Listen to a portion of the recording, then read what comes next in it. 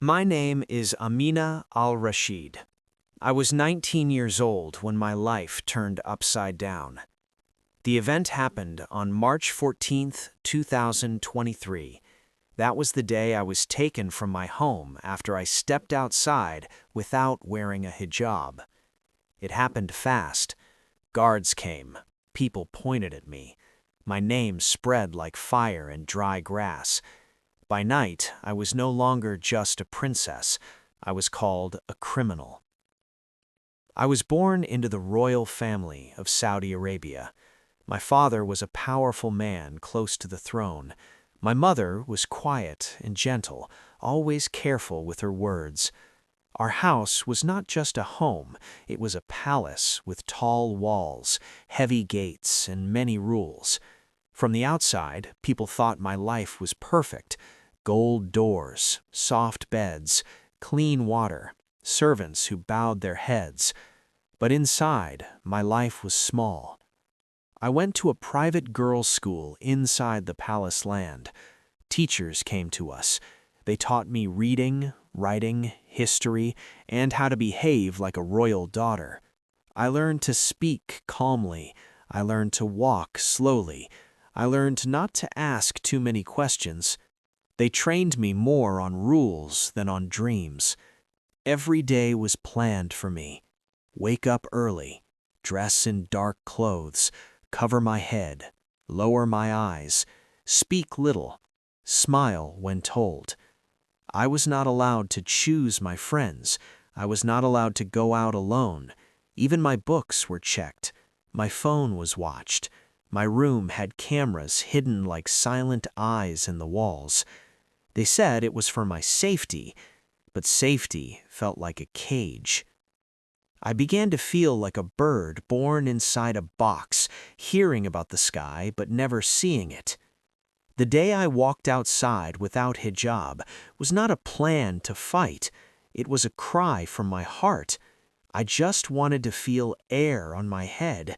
I wanted to feel like a human, not a shadow. I did not know that simple step would cost me everything. After they arrested me, the real pain began.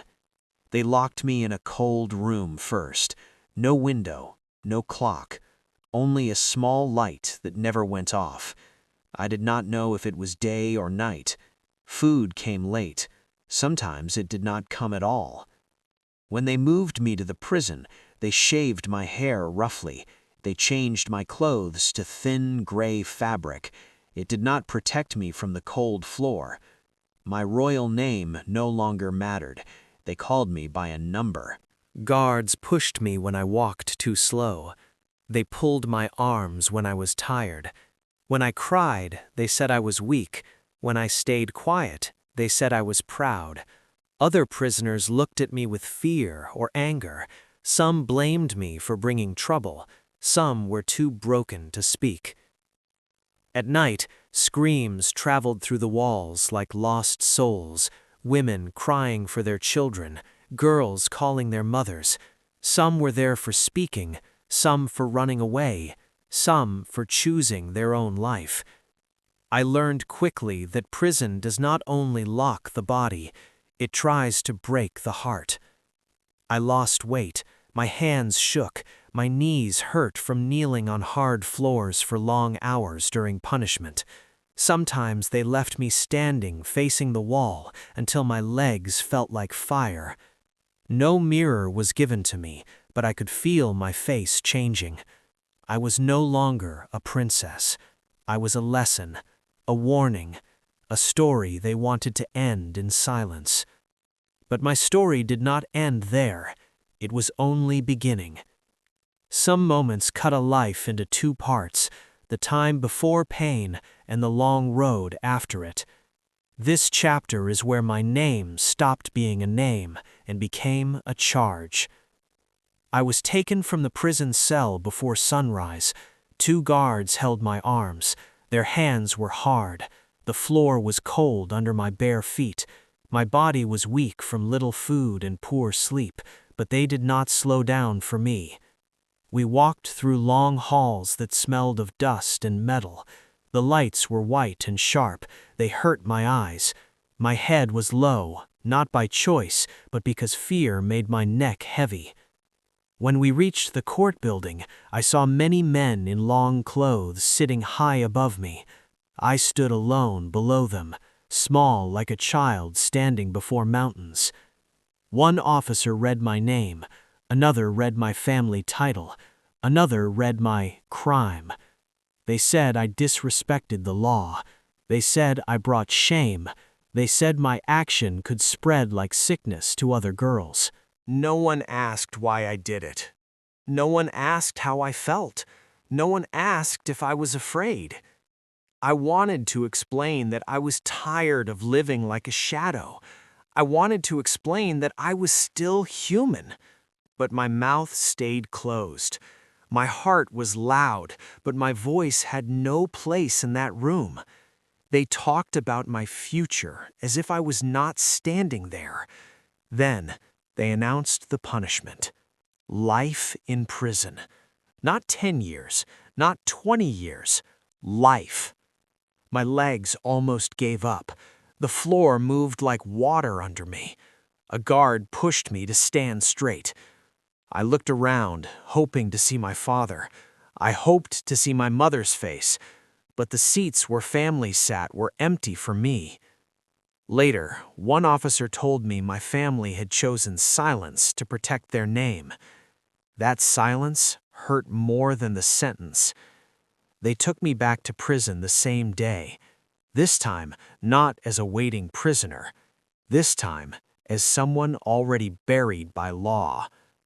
My new cell was smaller. The walls were rough like broken stones. When I touched them, my fingers felt pain. The room smelled of old sweat and sadness. There was no bed, only a thin mat, only a small hole in the floor for waste, only a small opening high on the wall where weak light entered like a tired bird. They cut my hair again, shorter. They changed my clothes again, rougher. A female guard searched my body in a cold way. Her hands moved like I was an object, not a person.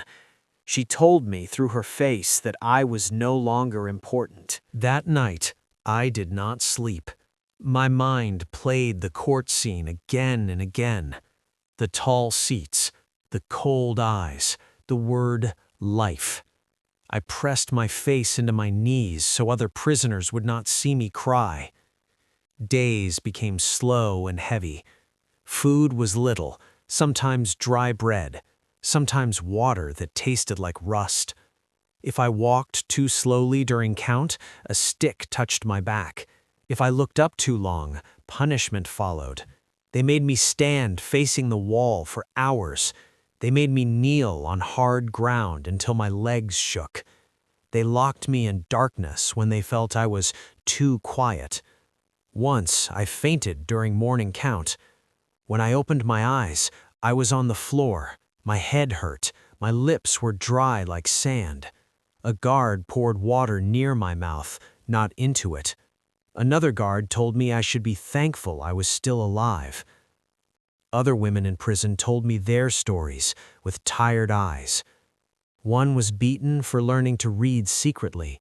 One was locked away for refusing a forced marriage. One lost her baby after giving birth on a dirty floor. They did not cry loudly anymore. Pain had trained their tears to fall inside. At night, I heard soft sounds, breathing, whispers, quiet sobs under blankets. Sometimes someone screamed in another room. Then silence came again, thick and heavy. I began to understand something simple and terrible. Prison was not built only to hold bodies. It was built to erase hope. Each day, they tried to teach me that I was nothing, a mistake, a warning to others. But deep inside my chest, something small refused to die. It was weak, it was scared, but it was still breathing, and I held onto it like a tiny light in a very long night. That small light was the only thing they could not touch.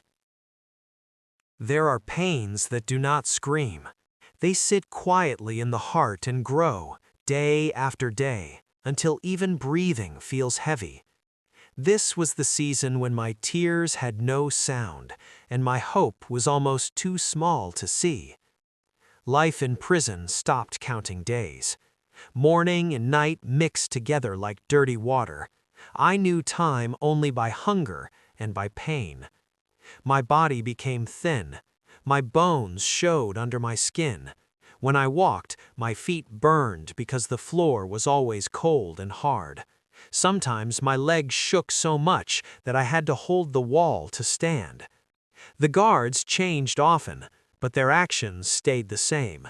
If I was slow, they pushed me. If I was weak, they mocked me with their eyes. If I was sick, they said it was my choice to suffer. Once, I became very ill. My head was hot like fire, my stomach twisted with pain. I lay on the floor, shaking. No doctor came. A woman in the next cell pushed her small cup of water through the bars to me. Her hands were thin like dry branches. Her eyes were tired but kind. She showed me care without words. I drank slowly, afraid it would be taken from me. At night, I hugged my knees to my chest to keep warm. I remembered my room in the palace, the soft bed, the clean air, the quiet music. It felt like another life that belonged to another girl. Sometimes I wondered if that girl had died. One day, a new prisoner was placed in the cell near mine. She was older. Her back was bent. Her face was full of lines made by pain. During work time, when we cleaned the long hallway with dirty water, she came close to me. She did not speak loudly. She only looked at me and slowly moved her hand to her heart, then upward to the sky. Later, during another cleaning time, she came again. She showed me a small mark on her hand shaped like a cross. It was old and almost faded. Her eyes filled with tears. She revealed to me that she believed in Jesus. She did not say many words, but her face told a long story. She showed me scars on her arms. She showed me how her hands once shook from beatings. She showed me how her family left her when they knew her faith. She showed me how prison became her home. Still, her eyes were not empty. They were calm. That confused me. I had everything before, yet I was broken. She had nothing, yet something inside her was strong. Another day, she touched her chest and then pointed to me, slowly. I understood that she was telling me that God sees pain, that God does not forget prisoners, that suffering is not the end of the story. That night, alone on my mat, I closed my eyes. I did not know how to pray. I did not know the words, but I spoke inside my heart like a tired child. I told God that I was afraid. I told him that I was tired. I told him that I did not want to die in this place like a forgotten name. I did not hear a voice. I did not see light, but something gentle moved inside me, like a small warm hand touching a cold heart. From that night, I began to pray silently, not with words from books, with tears, with fear, with hope that did not make sense. The guards did not change. The pain did not stop. The hunger did not leave. But inside me, a quiet strength started to grow. When they shouted, my heart whispered peace. When they punished me, my soul held on to something unseen. When I fell, I stood again, slowly, weakly, but still standing. The old woman noticed. One day she nodded at me with soft eyes. She placed her hand on her chest again, then pointed upward. I understood. She was telling me that I was not alone anymore. And for the first time since my sentence, I believed that prison walls were not stronger than heaven. Some nights are so dark that you believe the sun has forgotten the world. This was the night when my pain reached its highest point, and my life quietly began again. My body was no longer strong. Weeks of hunger, cold, and beating had made me light like dry leaves. My hands shook even when I tried to rest. My eyes hurt from crying without tears. My heart felt tired of beating. That day, the guards punished me again. They said I was too slow during work. They said I was not obeying enough. They pushed me to the ground. My face touched the dirty floor. Dust entered my mouth. My knees burned. They left me there until the hallway became empty. I crawled back to my cell. Each movement felt like knives inside my bones. When I reached my mat, I fell on it like a stone. Breathing became hard. My chest rose and fell like broken waves. I believed this was the night I would die. I closed my eyes. Inside my heart, I spoke again to God, not with sound, but with pain. I told him I had no strength left. I told him I was afraid of dying alone. I told him I did not understand why my life became this way. Then something happened. The cold of the cell changed. It did not become warm like fire. It became calm, like quiet water. My fear slowed down. My heart stopped running. In my weakness, I felt a presence, not heavy, not scary, gentle, strong, close. I did not see with my eyes, but inside me I knew someone was there. I remembered the old woman. I remembered the cross she showed me. I remembered how she pointed to heaven. In my heart, I understood. Jesus had come to me, not to break the prison walls, not to fight the guards, but to hold my broken soul. I felt peace move through my chest like soft light. My tears came again, but this time they were different.